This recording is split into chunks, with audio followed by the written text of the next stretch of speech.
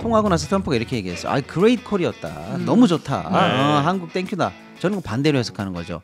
한국 호구다 이렇게 보면 맞는 거예요. 상대가 좋아한다는 건 우리가 잘못한 거 아닙니까? 예. 소위 말하는 광인 전략. 이게 이제 안 통한다는 거예요. 예. 제가 볼 때 시간이 우리 편이에요. 트럼프는 오히려 지금이 급해. 더 마음이 급해요. 왜? 내 협박이 흔들리지 않았고 내 말이 맞아라는 걸 입증하고 싶어요.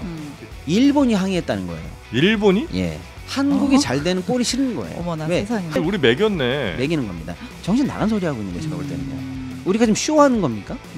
결국 국민의 세금인데 기재부 측에서 하는 얘기가 밀린 자금이 내년에 한 번에 들어오면 편입 효과가 극대화된다. 쇼하고 있냐? 누가 극대화 쇼를 바랬어? 이런 말씀 진짜 강력하게 드리고 싶어요. 네, 이번 시간에는 대한민국의 경제를 함께 걱정하는 시간 경제 썰전이고요.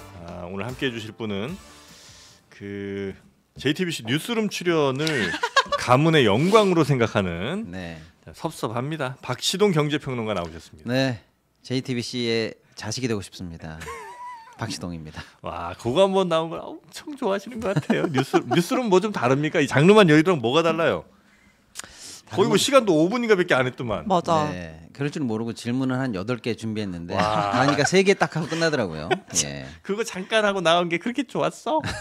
아이고, 박시동 경제. 근데 요새 진짜 JTBC 아들이에요. 요즘에? 근데 그 시발점은 어디다? 여기죠. 장르만 여의도다. 네. 장르만 여의도에서 장르만 머니에서 지금 뉴스룸까지 간 거 아니에요. 그렇습니다.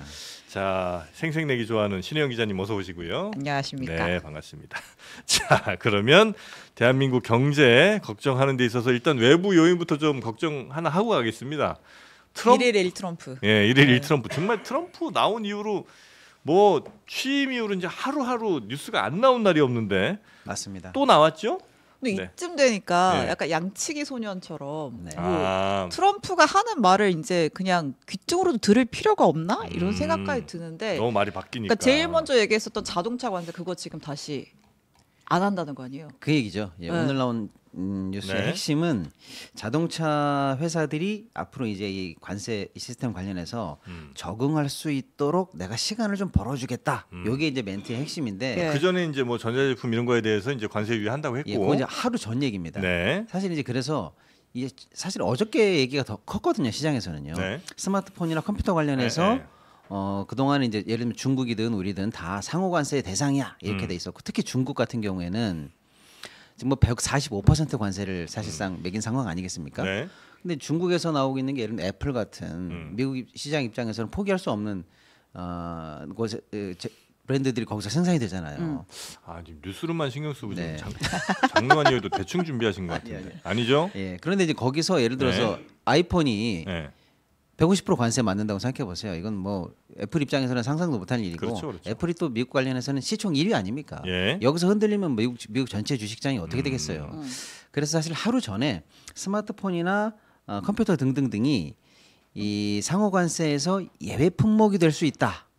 라는 게 사실 시장에서는 더 크게 받아들였어요. 네. 그럼 어떻게 되는 건 상호 관세가 아니라 개별 품목으로 따로 빼서 관세율 매기겠다라는 건데 그 관세율이 얼마가 되더라도 상호 관세율보다는 현격히 낮을 것이기 때문에 사실상 이 관세 정책을 통해서 상대국으로부터 협박을 통해서 항복을 받아내겠다는 트럼프의 전략은 끝난 거 아니냐. 그러니까 지금 항복 현재, 선언 아니냐 이렇게 보는 거죠. 현재 지금 트럼프는 네. 이게 원래 본인이 기획하고 이렇게 갈 거라고 생각한 건 아니고 뭘 하려고 그랬는데 이렇게 부딪혔더니 이 환율 때문에 안 되고 이렇게 했더니 또 금리 때문에 안 되고 이렇게 했더니 채권 때문에 안 되고 등등 여러 이유로 본인이 하는 것마다 지금 잘 안 되고 있는 거예요. 의도대로 안 돼요? 있습니다. 예. 왜냐하면 이 세상 일이 다 그렇지만 쉽게 되는 건 없잖아요. 근데 처음부터 전략이 너무 단순했어요. 로직이 너무 쉽지 않아요? 관세 때리면 내가 관세를 들어오겠지? 흔들면 무조건 상대는 공포감을 느끼고 이 관세의 협박 안에서 이제 순응한다. 이 로직이 얼마나 간단해요. 근데 상대가 공포감을 안 느끼면요. 또는 순응하지 않으면요. 그다음에 전 세계를 상대로 동시 전쟁을 벌였는데 전 세계가 다 무릎 꿇지 않고 오히려 미국이 고립된다면요. 이런 식으로 다른 식으로 상황이 튈 수 있는 여러 가지 시나리오가 있는데 그에 대해서 사실은 충분한 준비 내지는 플랜 B, 플랜 C가 없었던 거 아니냐. 이 정도 가능성도 생각 안 하고 이 일을 추진했다 이거죠? 예, 그렇게 보입니다. 실제로요. 예, 그래요. 예. 하여튼 지금 제일 트럼프가 좀 당황했던 건 뭐 여러 분석이 있긴 합니다만 그 채권 금리 튀면서 그렇죠. 그 사실 미국이 어마어마하게 미국 정부부터 일단 채권 발행을 많이 하잖아요. 네. 그래서 이제 이자 올라가면 정부가 거의 이제 망하는 수준으로 가는 거 아니겠습니까? 그렇습니다. 예, 실제로 근데- 미국이 예. 이제 뭐 우리로 치면 뭐 거의 뭐 상상할 수 없는 뭐 단위의 국가 채무를 쥐고 있고 이자 비용만 하더라도 뭐 어마어마하게 사실은 정부가 내고 있는데 그 모든 것들이 사실은 국채 금리와 연동이 되어 있잖아요. 예. 근데 이제 트럼프 정책이 하도 이제 널뛰기를 하니까. 널뛰기를 하니까 채권 시장이 지난 주말에 흔들렸던 거예요. 예. 근데 이제 일부 일각에서는 중국이 채권을 미국채를 던졌느냐, 뭐 일본이 던졌느냐, 네. 어쨌거나 아시아 시장에서의 누군가가 투매가 나왔다, 뭐 이런 등등등 얘기가 있는데 그게 누군지는 별로 중요하지 않아요.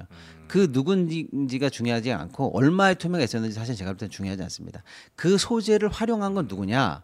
결국 트럼프를 굴복시키기 위한 미국의 제가 볼 때는 이 헤지펀드라든지 월가 사람들이에요. 그래서 야, 네가 말을 안 들으니까 중국이 던졌어. 아니면 채권 시장이 불안해. 이래도 할 거야? 라고 해서 투매의 주체가 중국이냐 일본이냐 보다는 실제로 투매가 일어났다라는 이제 소재. 그걸 가지고 넌 계속 이 정책을 할 수 없어라는 월가의 자국 내 협박, 압력이 더 컸다. 협박이 컸다 이렇게 보는 거고요. 그럼 월가는 왜 이렇게 힘들게 했느냐면요. 사실은 트럼프 전략이 이렇게 부작용을 많이 낼 거라고 예상 못했을 가능성이 많아요. 그래서 한간에 들리는 얘기는 채권 시장에서 마진콜이 나왔다는 거예요. 우리 주식하다 보면 원래 신용 빌려서 채권 시장에서 마진콜이 나왔다. 예. 요건 약간 좀 해석을 좀 해주시면 예, 좋을 그러니까 것 우리가 주식하다 보면 예. 자기 돈으로 현찰로 하면 괜찮은데 신용을 땡겨서 하는 경우가 있잖아요. 빚을 내서. 어허. 빚을 내서 하는 경우가 있습니다. 그러면은 그 내가 가진 주식과 내가 가진 현금을 담보로 해서 네. 사실은 이제 레버리지를 일으켜서 주식을 추가로 사는 거기 때문에 네. 그거를 허용해준 증권회사 입장에서는 당신이 산 주식이 가치가 계속 올라가면 다행인데 주식값이 떨어졌어요. 그러면 원래 우리는 요 정도 담보 비율을 유지해야 된다고 생각하는데 지금 당신 주식이 많이 떨어졌기 때문에 담보가 안 돼요. 그러면 현찰로 더 채워 넣던지 아니면 담보 비율에 해당하는 것만큼 주식을 팔아버립니다라는 게 마진콜이거든요. 예를 들면 내가 100만 원치 주식이 있는데 이 100만 원 주식 담보로 뭐한 80만 원 빌려갖고 예. 이제 주식을 또 다른 걸 막 샀는데 그렇습니다. 내 100만 원짜리 주식이 갑자기 뭐 70만 원, 60만 원 떨어지면 네. 야 네가 갖고 있는 돈, 갖고 있는 가치가 100만 원이 안 될 것 같으니까 우리는 네 주식을 좀 팔든지 해야 되겠다 이런 말씀이신 거죠? 그렇죠. 그래서 네. 주식 시장에서는 그렇게 해서 이제 워낙 급등락이 많이 있으니까 빚을 내서 했을 경우에 마진콜을 당하는 경우가 흔히 일어나요. 근데 채권은 굉장히 안정적이잖아요. 주식에 비해서. 근데 채권 시장에서 마진콜이 잘 안 일어납니다. 네. 근데 실제로 이 채권 시장에서 마진콜이 일어났어요 지난주에. 미국? 예. 왜 일어났느냐? 미국의 이제 주요한 헤지펀드라든지 어마어마한 이 자금을 굴리는 펀드 쪽에서 사실은 이 정도의 채권 약세를 예상하지 못하고 원래 트럼프의 정책이 단초대로 순항을 했다면 네. 트럼프 정책이 뭐예요? 금리를 낮추겠다. 그래서 재정의 안정을 취하겠다. 파월도 계속 협박하고 그런 거 아니겠습니까? 그렇게 간다라면 채권값은 올라가겠지라고 해서 그쪽으로 배팅이 원래 되어 있던 펀드들 입장에서는 상상 못하게 채권값이 오히려 폭락을 하고 있으니까 이제 마진콜이 걸린 거예요. 이 채권 시장에서 헤지펀드가 마진콜에 걸렸다는 거는 잘 일어나지 않는 현상입니다. 그러니까 거기서 사실은 금융 불안이 확산이 된 거고 네. 더 이상 이런 불안을 견딜 수 없기 때문에 월가가 지금 네가 자꾸 그러면 트럼프를 압박을 하고 트럼프가 손을 좀 들었고 이 시장은 견딜 수가 없어. 왜냐하면 우리가 국가적으로 보면은 이자도 감당 못해. 그리고 앞으로 그날 사실은 마진콜이 일어날 그 다음 날이 네. 미국 국채의 입찰일이었어요. 네, 정기 입찰을 앞두고 있었어요. 그러니까 추가적으로 다시 이제 금리가 높아진 상태에서 입찰이 계속되면 네네. 정부 부담 계속 될 거야라고 하는 월가의 압박이 트럼프를 굴복시켰죠. 그러니까 이럴 그래서 때 사실 우리가 협상을 잘하면 진짜 괜찮거든요. 그렇죠. 왜냐면 이제 뭐 이건 조금 뭐 도덕적으로 좀 그런가 싶긴 하지만 어쨌든 이건 국가 간의 협상인 거니까 상대가 그렇게 흔들리고 쉽지 않을 때 뭔가 조금 달콤한 거 하나를 내밀면서 우리가 진짜 취해야 될 거를 딱 얻어오는 거. 네. 이런 게 이제 협상의 진짜 그렇죠. ABC인데. 그러니까 잠깐 정리하면은요. 정리하실래요? 트럼프가 네. 뭐 이렇게 하겠다 저렇게 하겠다 수많은 얘기들을 임기 초반부터 지금까지 거의 한 2달간 네. 여러 얘기를 했어요. 그 맞던 틀리던 상대국들이 뭐 거기서 뭐 고민이 많았습니다. 그런데 꺾인 건 없었어요. 근데 딱 3번 꺾였어요. 뭐냐? 아까 방금 우리가 말씀드린 채권 시장의 불안 때문에 상호 관세를 90일 유예했습니다. 네. 한국 25%, 뭐 중국 100몇십 %, 뭐 이렇게 해서 계속 내린 이 상호 관세를 90일 유예했단 말이에요. 중국을 빼고 네. 이게 한번 꺾인 거예요. 그 다음에 엊그제 이틀 전에 일어났었던 애플이나 스마트폰 스마트폰. 관련해서 상호관세에서 면해주겠다. 나 유연한 사람이야. 이게 2번 꺾인 네. 거예요. 네. 그다음에 오늘 새벽에 있었던 거 자동차. 관련해서 3번 꺾인 거예요. 이거는요. 이걸 종합해 보면은요. 네. 금융이 흔들리면 나 꺾어줄게. 그다음에 미국에 확실하게 네. 인질로 잡혀 있는 산업들. 중국 기반의 정확히 보면 중국에서 생산하거나 중국에서 소비되지 않으면 흔들리는 기업들이 있습니다. 애플은 중국에서 생산되는 거죠. 네. 테슬라는 중국에서 소비돼야 네. 돼요. 이런 회사들이 이제 흔들리면 주식시장이라든지 미국이 전체 흔들리니까 이런 것들은 내가 예외로 물러설 수밖에 없다. 그다음에 자동차는요. 사실은 중국에서 생산되는 것들은 신경 쓰지 않는데 포드 같은 경우에는 미국 기반 생산이거든요. 그래서 다른 업체들에게 피해를 주고 포드는 괜찮을 줄 알았는데 천만의 말씀인 거죠. 부품 부품이랑 이런 관련해서도 거, 예. 엄청나게 비용이 예, 올라가고 예. 결국에는 자동차는 미국 소비자들이 신발처럼 생각하는 제품이에요. 여기서 포드 제품 이외에 나머지 제품까지 가격이 올라간다는 거는 네. 일반 소비자가 감당할 수 없는 거죠. 네. 그래서 그 타이어가 신발보다 싸다는 광고 그렇죠. 있군요. 예, 그러니까 결론적으로는 시장의 압박, 소비자의 압박, 또 거대 기업들의 압박에 대해서 트럼프가 3번 졌다. 지금 현재 3번 졌고 그래서 이제는요. 약간은 좀 양치기소년처럼 된 상황이고 그렇게 된 상황이고 예. 앞으로 그러면 말의 무게가 좀 덜 전혀 안 실릴 거 실리죠. 아닐까요? 그래서 이제 흔들면 흔들린다. 네. 또는 불만이 커지면 어쩔 수 예. 어쩔 수 없이 물러날 것이다라는 게 확인이 됐기 때문에 예. 소위 말하는 광인 전략. 나 어떻게 될지 모르는 또라이야. 진짜 미친 줄 알았는데 나 그 부분까지는 매드맨이야. 아니네. 예. 이게 이제 안 통한다는 안 거예요. 통해. 예. 그래서 새로운 국면으로 넘어가면서 네. 이제 트럼프가 말하고 하자는 협박과 공포의 이 메커니즘이 네. 과연 끝까지 통할 것인가에 대해서 이제 확실하게 퀘스천 마크가 켜졌다 이렇게 봐야 됩니다. 사람들이 약간 갸우뚱하는 순간부터 이미 힘이 좀 빠지는 거니까. 그렇다면 이제 우리는 어떻게 해야 우리는 되는가가 어떻게 중요한데 되느냐. 우선 방금 이제 협상국가 뭐 그런 거 예, 들어갔잖아요. 근데 예. 방금 정프로님 말씀하신 것처럼 네. 이럴 때 협상을 잘해야 된다는 건 맞습니다. 좋은데 어떻게 잘할 거냐? 네. 제가 볼 때 시간이 우리 편이에요. 어? 앞으로 점점 이제 지금부터 트럼프가 협상하려고 하는 할 때 트럼프는 오히려 마음이 지금이 급해. 더 마음이 급해요. 왜? 네. 내 협박 전술이 통하는 혁혁한 공로를 지금 만들어내고 싶은 거예요. 그렇겠죠. 예를 들어 현대차 31조 같은 거 있잖아요. 예. 왜 개별 기업이 투자하는데 백악관에서 트럼프가 직접 와줬을까? 그러니까. 그때도 사실은 만만한 성과가 안 나올 때였어요. 근데 봐라, 내가 협박하니까 유수의 기업들이 이렇게 투자를 하지 않느냐라는 걸 보여주기 위한 아주 좋은 샘플이었기 때문에 트럼프가 직접 거기서 나와준 거거든요. 그런 사례를 지금 트럼프는 강력히 원하고 있어요. 내 협박이 흔들리지 않았고 내 말이 맞아라는 걸 입증하고 싶어요. 지금 이 약간, 소나기를 피해야 네. 됩니다. 약간 트럼프가 급하다고 볼 수 있는 근거 하나를 제가 또 네. 약간 눈치챘잖아요. 요 자동차 관세 유예 요거가 어디서 나왔냐면 그 부켈레 대통령이죠. 엘살바도르 네. 그 감옥 무시무시한 그렇죠. 네. 그 나라 대통령이랑 회담하는 과정에서 나왔는데 근데 왜 엘살바도르 대통령이랑 회담하는데 이 얘기를 하는 거야? 그러니까 엘살바도르가 무슨 자동차 수출하는 나라도 아니고 네. 뜬금없잖아요.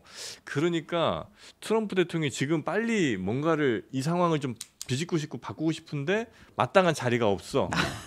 그러니까 그냥 부켈레랑 얘기하면서 그냥 그렇습니다. 나온 것처럼 이렇게 얘기한 거 아닌가. 예, 좀 맞아요. 급해 보인다. 네. 머릿속에 그거밖에 없으니까. 그렇습니다. 네. 네. 그러니까 제가 볼 때 우리의 전략은 지금 트럼프가 급하고 네. 90일 이상 주요 상호관세도 연기되어 있고 앞으로 계속적으로 시장에서 우려가 있는 제품들에 대해서는 또는 섹터에 대해서는 뭔가 유화적인 조치가 나올 가능성이 있기 높으니까. 때문에 지금 덜커덕 트럼프에게 물리면 안 된다라는 건데 그런데 지금 공교로운 상황은 뭐냐? 한덕수 대행이 오히려 트럼프 대통령이랑 한번 통화를 했고 예. 통화하고 나서 트럼프가 이렇게 얘기했어. 아, 그레이트 콜이었다. 너무 좋다. 네. 한국 땡큐다. 저는 반대로 해석하는 거죠. 한국 호구다 이렇게 보면 맞는 거예요. 상대가 좋아한다는 건 우리가 잘못한 거 아닙니까? 네. 예. 그렇기 때문에 시간이 우리 편인데 set부르게 내가 경제를 핸들링하고 있다. 또는 경제는 내가 지금 인질로 잡고 있어라고 말하고 싶은 최상목 총리나 최상목 장관이나 한덕수 총리의 이 섣부른 공명심이나 마지막 소명을 다 한다는데요. 예. 예. 이것 때문에 네. 지금 오히려 불섭을 지고 지금 급하게 우리가 협상할 필요가 없다. 시간을 최대한 늘려야 되고 네. 어떤 나라든지 간에 그 상대국이 최대치 협상을 하는 걸 보고 들어가도 아. 그 늦지 밑으로 않다. 우리는 해달라고 요구하기도 충분하기 때문에 지금 급한 게 아니다. 네. 또 우리도 가진 게 없는 나라가 아니잖아요. 그렇습니다. 뭐 우리도 생산 시설 또 미국이 좋아할 만한 뭐 여러 제조 역량 같은 거는 우리나라만한 나라가 사실 어디 있습니까? 뭐 그렇죠. 중국이야 뭐 비슷하다고 하더라도 중국은 미국이랑 직접 못할 거고. 네. 예. 그럼 결국 선택지는 우리밖에 없다. 네. 이런 자신감을 좀 가지고. 그렇습니다. 임했으면 그런데 이제 트럼프 좋겠다. 대통령의 전략은 우리나라를 상대로 이렇게 얘기하고 있어요. 원스톱 쇼핑이다 예. 이렇게 얘기해요. 한 테이블에서 한국과 뭐 LNG, 자동차, 관세, 알래스카 문제 다 놓고 한 번에 해결하자라는 방위비. 건데요. 네. 방위비까지. 네. 그게 바로 트럼프의 전략이죠. 뭐냐면 내가 관세라는 협박 카드를 휘둘렀을 때 네. 그 카드가 통할 수 있는 범위에 내 상대방의 전략을 다 모아놓고 해결하겠다는 거예요. 그럼 우리의 전략은 뭐가 돼요? 그 테이블을 자꾸 쪼개는 게 중요합니다. 트럼프가 관세를 휘두를 때는 관세로만.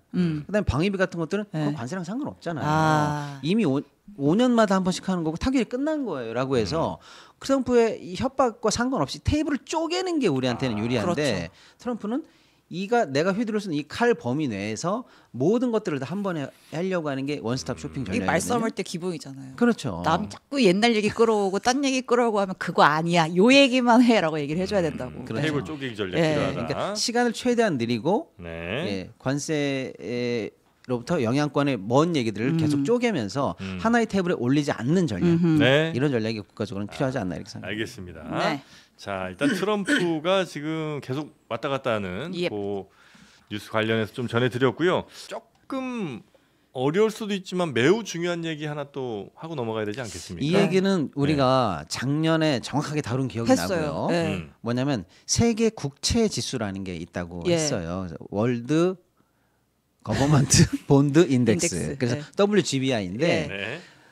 선진국의 주요 정부가 발행한 국채를 가지고 지수를 만드는 건데 그동안 우리나라가 지수가 빠져 있다. 이게 말이 되느냐. 네. 근데 이게 꼭 들어가야 된다.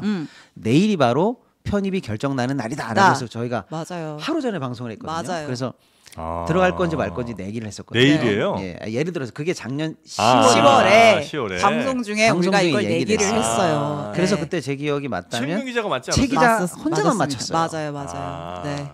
참 대단합니다. 대단한 분입니다. 네. 근데 결론은 네. 네. 작년 10월 달에 한국도 이제 세계 국채 지수에 넣어줄게. 한 3송 3번인가 4번째 도전 만에 드디어 들어가게 됐다 막 해가지고 그렇습니다. 그때 기사가 많이 그래서 일단 났죠. 발표는 났었던 예. 거예요. 그래서 이제 우리는 야호 잘 됐다. 예. 어, 돈 많이 들어오겠네. 예. 그래서 사실은 70조 정도의 자금이 우리나라에 들어온다. 그래서 우리나라 국채를 산다. 아주 좋은 현상이다. 이렇게까지 얘기했고 네. 그런데 이제 구체적으로 금융 사이드에서는 그러면 뭘 준비하냐면요. 실제로는 1년 뒤에 편입으로 잡습니다. 그러니까 작년에 아. 우리가 얘기했던 게 2024년 10월이에요. 예. 그러면 2025년 10월이면은 이제 지수에 정확하게 딱 들어간다라고 금융권은 올해 예상한 겁니다. 10월이면 예. 올해 얼마 예. 남았어요? 반년 남았어요. 어이구. 그리고 10월에 들어간다라고 하면은요. 음. 10월부터 한국 국채를 사야 되는 금융 상품들이 어마어마하게 많아지는 거예요. 예. 그럼 그 상품들은요. 현금이 있어야 살 거 아니에요. 그래서 10월 달이면 한국 국채를 사기 위해서 앞에 있는 채권들을 매도하면서 네. 자금을 확보하는 프로세스가 이미 들어갔어요. 들어가야 정상이고요. 네. 그리고 그 상품뿐만 아니라 음. 그런 수많은 글로벌리한 그 지수를 따라가는 펀드들이 한국 국채를 사면 한국 국채값이 더 좋아지겠죠. 그렇죠. 그러면 더불어서 나는 네. 그냥이라도 사겠다 하는 자금도 있을 거 아니에요. 네. 그래? 그러면 나는 미리 사야지. 이런 자금까지 합치면 사실은 중반기 넘어가면은 한국 국채에 관해서 이미 시장에서는 돈이- 매입 관련해서 사전적으로 세팅이 거의 끝나가고 있다. 끝났다. 이렇게 지금 예상을 한다는 아니 다 거예요. 됐는데 뭐가 문제예요? 자, 그런데 지난주에 갑작스러운 발표가 납니다. 네. 네. 한국을 세계 국채 지수에 편입하기로 한 방침은 유지한다. 예. 그러나 네. 편입 시점을 2015년 10월에서 2026년 4월 이후로 연기한다는 발표가 나왔어요. 왜? 갑자기. 왜? 이유는 두 가지로 추정합니다. 하나는 그동안 내란 개헌 문제 때문에 외국인들이 보기 우리 시장이 불안했던 불안하다? 거 아니었던가라고 생각한 거예요, 우리가. 네. 그래서 거꾸로 물어봤어요. 그것 때문이야? 이제 탄핵 됐으니까 괜찮지 않아?라고 예. 물어봤더니 괜찮지 않아? 기재부에서는 팔쩍 뜁니다. 그러면 마치 이 정부가 결국 이런 리스크를 만든 것처럼 책임을 지는 모양새인 것 같아요. 제가 볼 때는. 네. 그런데 제가 볼 때는 분명히 해외 투자자들은 이걸 우려했을 가능성은 있다고 봅니다. 네. 어쨌거나 정부는 공식적으로 그건 아니야 이렇게 얘기합니다. 음. 자, 근데 시장에서는 그건 하나 우려하고 두 번째는 뭐냐면 이거는 정부가 확인한 팩트예요. 일본이 항의했다는 거예요. 일본이? 예, 일본 일본이- 측에서 네. 2025년 10월부터 한국 국채 편입하기 어렵다. 시간을 더 달라 이렇게 얘기했다는 거예요. 왜냐? 내가 그동안 한국 국채를 사지 않았어. 그런데 이제 사야 된다며. 그런데 여러 가지로 매입 관련해서 시스템 관련해서 테스트할 시간이 더 필요해. 그동안 뭐 했어? 그거죠. 아니 무슨 이게 유엔 상임이사국도 아니고 일본이 요청하면 네. 이게 반영이 받아줘야 돼요? 자, 첫 번째. 테스트할 시간이 필요하다. 저희가 믿지 않습니다. 아까 말씀드렸죠. 이미 글로벌리한 자금이라든지 시장에서 국채 관련해 투자하는 수많은 펀드들은 10월을 타겟으로 놓고 사전적인 절차는 이미 다 준비하고 있다니까요. 그렇겠지. 근데 무슨 테스트가 필요해요? 네. 라는 거니까 말이 안 된다는 얘기입니다. 그리고 마지막으로 시스템이 뭔가 문제 있으면 지금부터 6개월이면 충분히 보완하고도 남아요. 말이 안 된다고 저는 생각하는 거예요. 네. 자, 그러면 뭐냐? 세계 국채 시장 지수를 쫓아가는 글로벌 자금의 네. 40%는 일본 자금으로 추정됩니다. 40이나 돼요? 예. 그러니까 국채 펀드를 투자하는 그러니까 국채 투자하는 펀드 자금의 원소스 40%를 일본 자금으로 추정해요. 와, 진짜 그게 많긴 이제 일본 많다. 펀드도 있고 그게 미국으로 투자돼서 거꾸로 들어가는 뭐 그럴 펀드도 수 있고 있겠죠. 하니까요. 그러니까 그 40%의 입김에 이번에 근데 이 지수 관련한 편입이나 이런 건 영국에서 결정하거든요. 네. 영국 지수니까요. 네.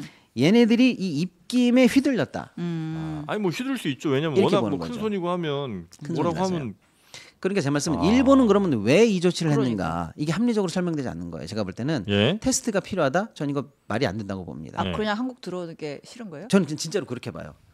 한국이 잘 되는 꼴이 싫은 거예요. 어머나, 왜? 세상에나. 이 일본 투자자는 응. 말이 좀 일본 기관 투자자 이렇게 되어 있습니다만 네. 사실은 일본의 주요 투자 은행이고 일본 중앙은행이에요. 그러니까 결국에는 일본의 관가 내지는 공적 기관 쪽의 입김으로부터 자유롭지 않은 기관들의 흐름이다. 저는 그렇게 뭐 그럴 파악을 수는 합니다. 있겠죠. 예. 그럼 걔네들이 왜 이걸 쌍지팽이를 들고 반대하냐 이거예요. 음. 한국 잘 되는 꼴이 싫어서 그런 거다. 저는 그냥 그렇게 보는 거예요.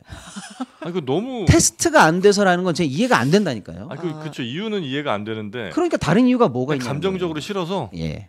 와. 뭐냐 이렇게 말씀드릴게요. 예. 2025년 올해 있잖아요. 올해 음. 올해 우리나라가 정부 국채를 역대 가장 많이 발행하는 해입니다. 네. 200조를 발행해요. 예. 그리고 외평채까지 합치면 220조를 발행합니다. 어. 올해 우리는 최대한 많은 물량의 국채를 발행하도록 이미 예정이 되어 있고요. 예. 그래서 정부는 어떤 생각했냐면 한꺼번에 국채가 풀리면 어떻게 돼요? 금리가 올라가요. 네. 우리 거 좀 사주세요. 우리 거 좀 사줘. 그럼 아, 이자를 그렇죠. 더 쳐줄게요. 예. 이래야 될 거 아니에요. 그래서 물량 조절을 시기별로 굉장히 촘촘하게 우리는 하고 있는데 예. 주요한 물량을 조절할 때 음. 우리 전략은 뭐였냐? 하반기에 70조가 들어오잖아요. 국채 지수를 추종하는 자금이 들어오는 거에 맞춰서 큰 물량이나 장기 물량은 그쪽 손에 맡긴다는 전제하에 물량을 촘촘하게 계획했다는 거예요. 아, 당연한 거 아닙니까? 당연하죠. 살 사람을 대기하고 예. 있는 그쵸, 건데. 그쵸. 예. 그런데 아니, 우리 매겼네. 매기는 겁니다. 이게 만약에 내년으로 넘어가잖아요. 네. 올해 발행이 예정돼 있던 물량이 소화가 안 되지. 소화 불량이 걸리는 거예요. 그러면 만약에 반드시 소화해야 된다 그러면 네.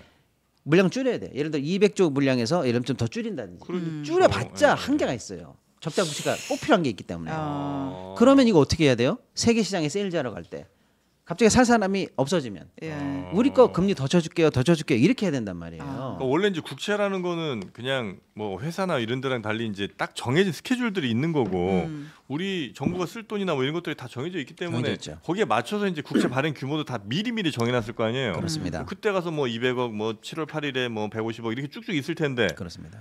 그건 이제 WGVI 들어간다는 가정 하에 네, 그 계획을 세워놨는데 그렇죠.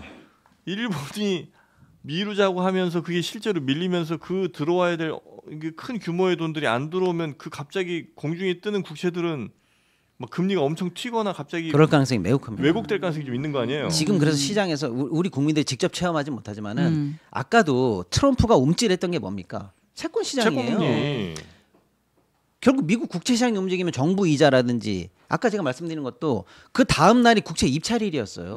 그래서 그때 빡짝 튄 그 금리 발작 현상 때문에 그 다음 날 입찰이 지장이 있을까봐 미국도 걱정한 거거든요. 그 정도로 중요하고 민감한 게 정부 국채 시장이에요. 근데 우리는요 지금 이 시장이 하반기에 엄청나게 지진파를 지금 맞게 생겼다는 거예요. 이게 왜 이리 조용하냐는 거예요. 제가 볼 때는. 기재부는 뭐래요? 이거 연기된 거?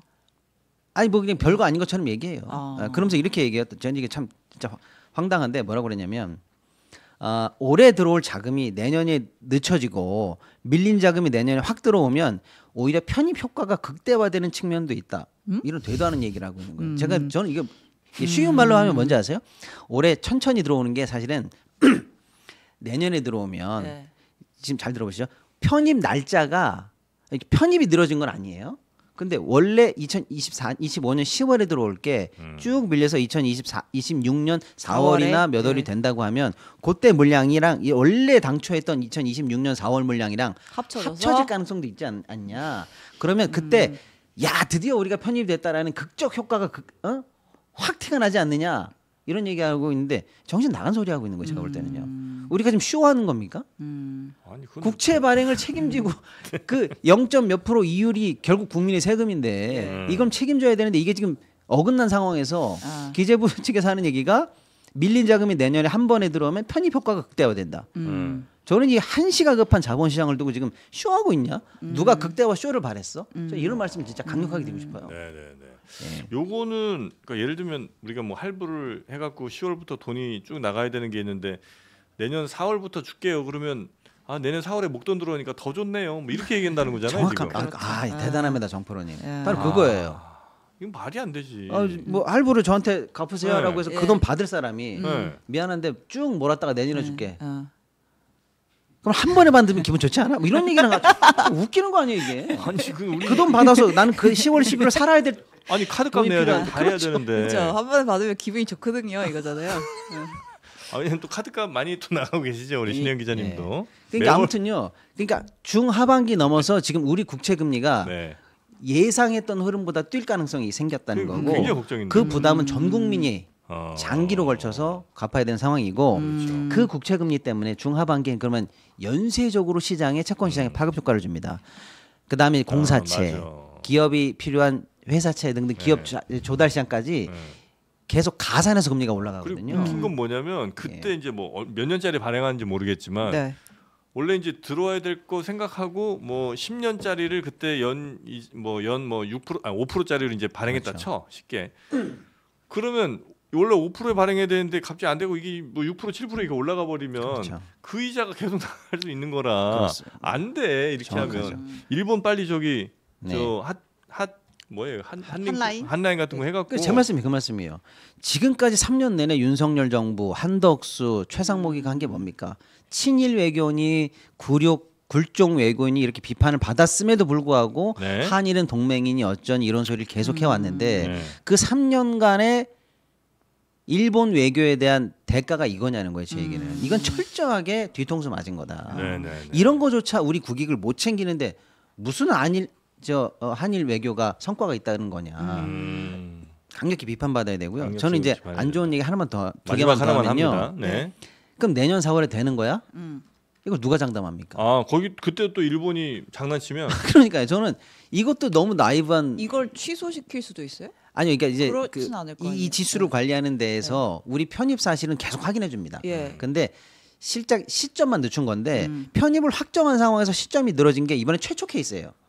이런 적이 없어요. 특이하게. 야, 니네 편입 안 돼. 이러고 탈락은 있어도 맞아. 너는 자격 있어. 내일부터 메이저리그에서 같이 축구하자. 이렇게 해놓고 메이저리그에서 축구를 해요? 메이저리그입니다. 마이너에 있다가 이제 올라온 거지. 예. 메이저를 올려다 놓고 멤버는 메이저 멤버인데 네. 볼은 안 차게 하는 거지. 예, 벤치에만 계속 앉혀놓는 거예요. 그러니까 내년 4월에 재연기 되지 말라는 건 누가 장담하냐. 저는 이거까지는 걱정이라고 보고요. 네네네. 또 하나는 두 번째. 이제 70조 자금이 국내에 들어온다고 했을 때 환율에 미치는 안정 효과가 상당하거든요. 그렇죠. 그렇잖아요. 예. 다 원화로 바꿔서 우리 국채를 사야 되기 때문에 예. 어마어마한 효과가 있는데 지금 이번 주에 한국은행 금통이 있습니다. 우리는 지금 경제나 내수를 생각하면 금리 인하해야 돼요. 네. 근데 지금 못하는 이유가 늘 걱정인 게 환율하고 집값 이런 거 아니겠습니까? 예. 근데 지금 다행히 환율이 조금씩 안정화를 가고 있습니다. 뭐 미국의 약세 때문이기도 합니다만은. 그러니까 환율이 최소한 계속 안정되거나 안정적일 수 있는 소재가 계속 공급된다는 게 금리 운용이 굉장히 중요한데 그렇죠. 이것도 아주 중요하게 한국은행이 원래 체크하고 있던 이벤트거든요. 근데 70조가 갑자기 안 들어온다라고 하면은요. 70조는 환율 관련해서 중요한 하나의 안전판도 빼고 계산해야 된다. 이렇게 지금 이게 사실은 그러니까 일파만파에 미치는 영향이 큰 거예요. 저도 이제 듣다 보니까 나 이제 오늘부터 타코야키는 먹지 않겠다. 제가 지금 먹은 게 문어가 몇 마리인지 모르거든요. 그만큼 네. 저는 이제 잘 먹었었는데 예. 이것도 이제 저는 먹지 않겠다. 아. 선언하겠습니다. 그러니까 일단은 저는 정부의 무능이라고 봅니다. 100% 100번 양보해서 일본이 무슨 테스트가 필요하다. 그걸 진짜 핑계라고 한다면 얼른 가서 니네들이 안 되는 게 뭐냐? 왜 그러느냐? 전 세계는 다 테스트가 된다는데 왜 네. 너만 안 돼? 뭘 바꿔주면 돼?라고 해서 이걸 막았어야죠. 또 그게 진위가 아니라면 그쵸, 그쵸. 다른 핑계가 있다면 그렇게 친일 외교 했으면 이걸 바꿔냈어야죠. 외교적으로. 가장 그 키가 있는 BOJ는 어디고 최고 투자자는 어디고 거기를 찾아가면서 뭔지 풀어냈어야죠. 예. 근데 사실은 제가 볼 때는 정부는 이걸 몰랐던 것 같아요. 통보 몰랐다고요? 받은 거예요? 네, 이런 기습 발표를 몰랐던 것 같아요. 왜냐하면 이건 너무 충격적인 발표거든요. 시장에서 아무도 예측 못했어요. 아침에 일어나 채권 매니저들이 얼마나 뚜껑 열렸게요. 우리 하반기 편입 안 된대. 예. 이거 엄청 큰 이슈예요. 몰랐다는 것도 좀 이해는 안 되지만 어떤 측면이든 저는 그래서 무능을 얘기하는 겁니다. 야.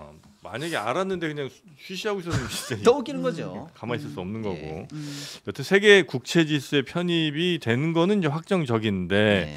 일본의 장난질로 아마도 강력히 추정되는 저는 그렇게 봅니다. 왜 예. 다른 함정 설명이 안 돼요. 안 지금. 되니까 일본의 장난질로 우리의 편입이 자꾸 연기가 일단 됐고 다음 것도 지금 확실하다고 얘기하기가 조금 애매한 상황까지 간 거 아닌가 하는 의심을 그렇습니다. 하고 계시다는 워스트 거죠. 케이스를 저는 생각합니다. 예. 워스트 케이스까지 생각을 하고 계시는 우리 박시동 경제평론가셨습니다. 네.